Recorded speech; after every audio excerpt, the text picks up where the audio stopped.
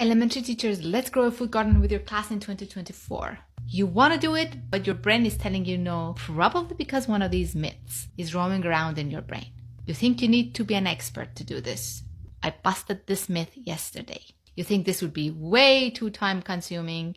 Let's talk about that today. You think you need an outdoor school garden for this. We've talked about this before, but I'm going to talk about it tomorrow again. Or you think that this would be a way too expensive of a project. I'll talk about that in a future video. Remember, all of these, plus all the solutions to them, plus all the practical details with my two-phase plan to grow a school garden is all explained thoroughly in the School Gardens with Ease 2024 free 60-minute webinar for elementary teachers. Go grab your spot. So let's talk about the myth number 2. You think this would be way too time consuming.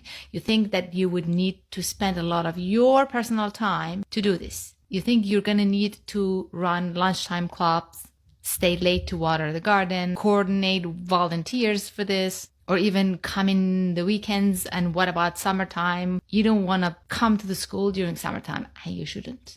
But none of these is true if you do it right. You do not need to do any of those things. But then who's going to grow the garden? Your students are going to grow the garden. But when? In your own classroom time.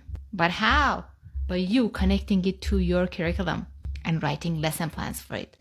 Again, I tell you exactly how to write those lesson plans in the School Gardens with Ease 2024 free 60-minute webinar for elementary teachers. Go grab your spot.